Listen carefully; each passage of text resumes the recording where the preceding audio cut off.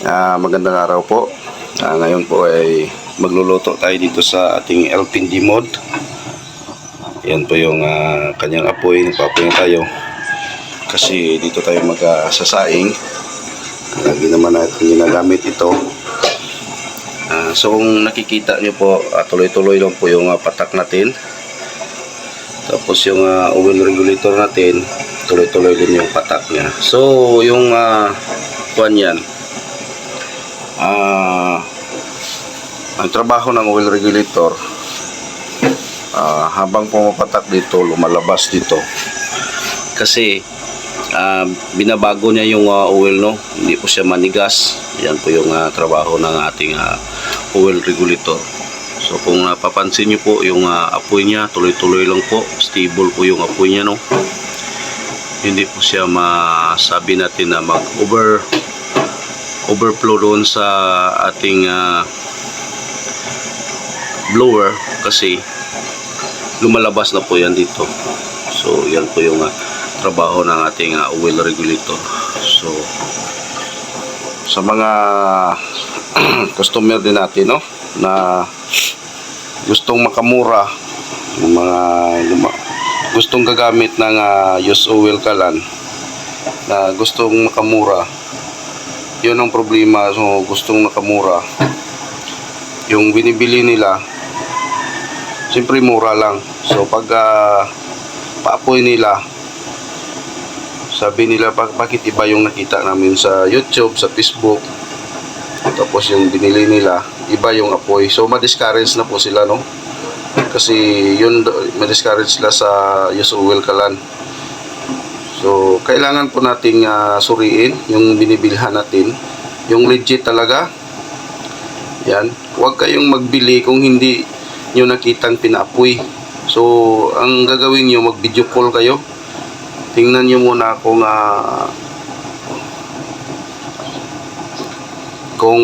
pinaapoy nila yun sa unit nyo. Kasi yun ang ginagawa ko.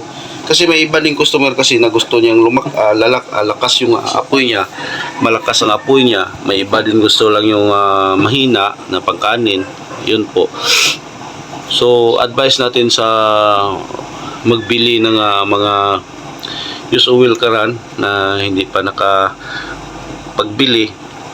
So suriin niyo po ng mabuti.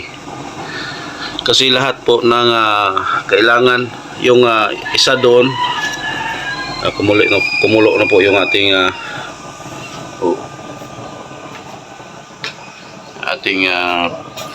tubig. So yan po yung apoy niya, oh. Napakaganda po. So magsasaing tayo dito. Yan ang advice ko sa mga advice ko rin sa mga gustong bumili ng used oil kalan. Susuriin nyo po. Yung iba kasi naka-welding na yung nozzle burner. Yan, yung linalabasan ng hangin. So kung naka-welding po yan,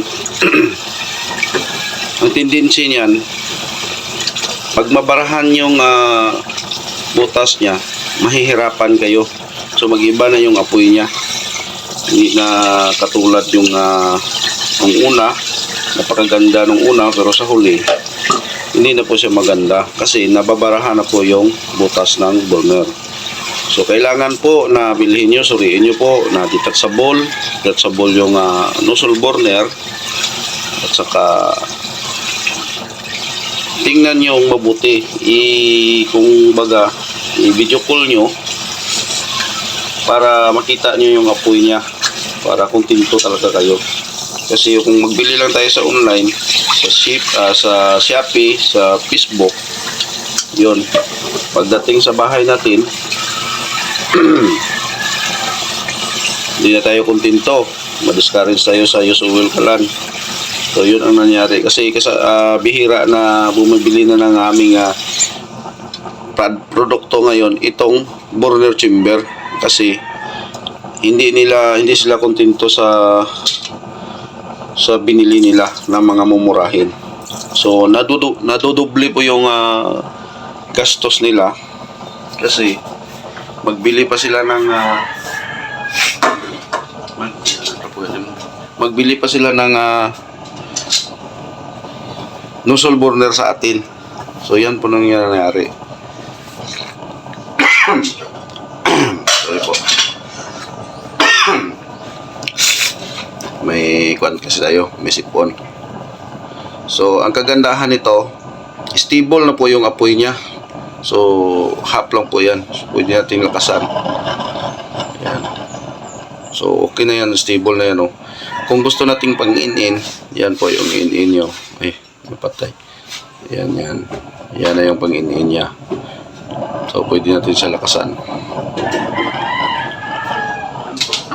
So ngayon, magsasaing tayo.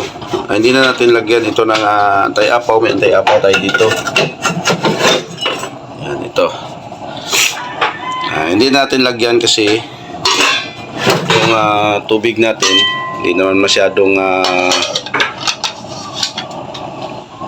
taas, no, nito lang, no, kalahati lang kasi 3 baso lang po yung linuluto natin. So yan po, advice lang po natin sa mga gustong bumili at so yung bumili na gusto nyo ipa-repair. So yun ang mangyayari, magdubli na kayo ng gastos niyan. So magandang araw po sa lahat. Ito pinapakita ko lang po sa inyo. Na-explain lang po natin kung ano po yung mangyayari kung bibili tayo ng mga murang kalan used oil. So sa amin medyo may price, no, kasi busisi talaga yung paggawa natin. Kaya gani yung ginagawa natin pag bumili, ginakuan talaga namin, no, gina-video call namin. Gina-video call talaga namin kung ano yung apoy na gusto niya. Ayan po.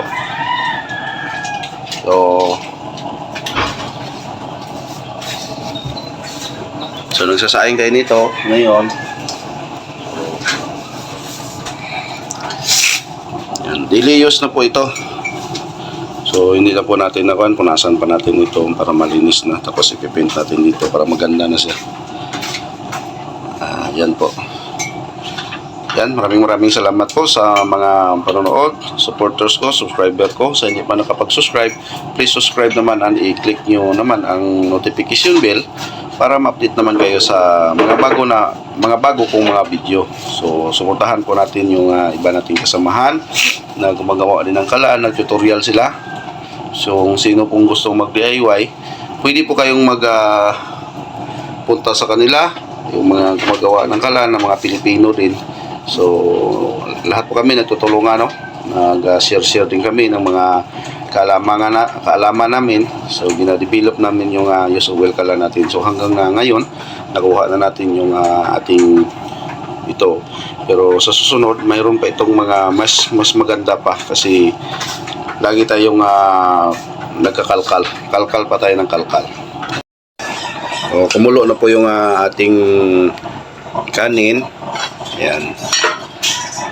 So ang ginagawa natin, medyo iangat lang natin kaunti yung takip niya, no, para double kuan din tayo, mag-ingat din tayo kasi wala din tayo naglagay ng antay-apaw kay maliit lang, pero mas maganda yung mag-kuan din tayo, double ingat.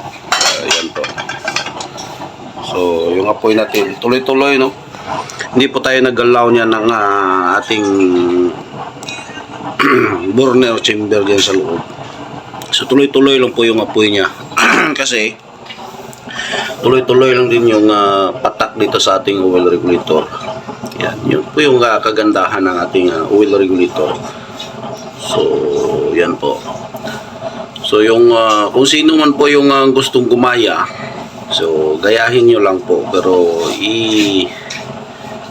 shout out nyo din sa amin, shout out nyo lang din kami kasi credit na yan sa amin ni Sir Larsky. Yan, shout out sa iyo, sir. Si Sir Larsky po yung katuwang natin na nakatuklas nito kasi yung una sa atin may butas lang na nakalimutan natin i-weld, no. So pag kuha natin, pag tawag niyan, pagpa-apoy natin may lumabas doon na oil.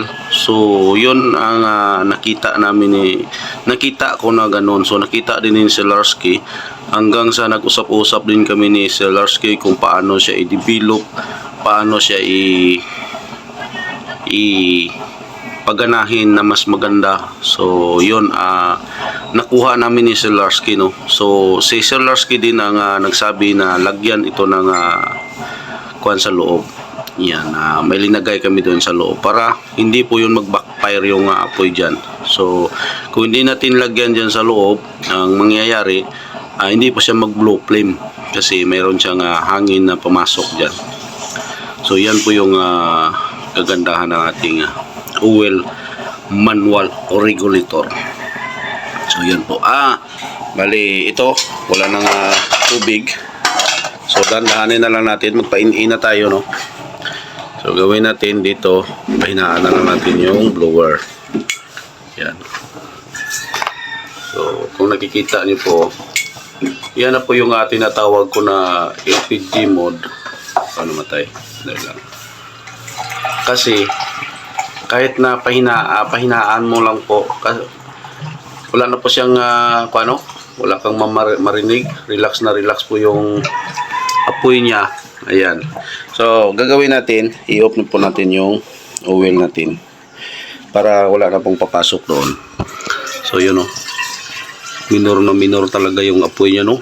Parang, kuwan talaga. Parang LPG talaga na LPG mode ba na hindi siya puputok-putok. Relax na relax lang yung apoy. Yan po yung ibig sabihin ng LPG mode. Yan po, magpapain-in na lang po tayo muna para maluluto na po siya. So, ang ginawa natin, i-off na lang natin dito. Hindi na po yan sa tumulo dyan. Okay. Ayan po. So, napakaganda po yung apoy ng LPG mode natin. Ayan po. Kung nakikita nyo, blow na blow siya. Tapos, relax na relax talaga. Wala talaga kayong maririnig. Ayan. Ayan po. Nagpapainin lang po tayo dito. Magluluto tayo ng ulam dito na po.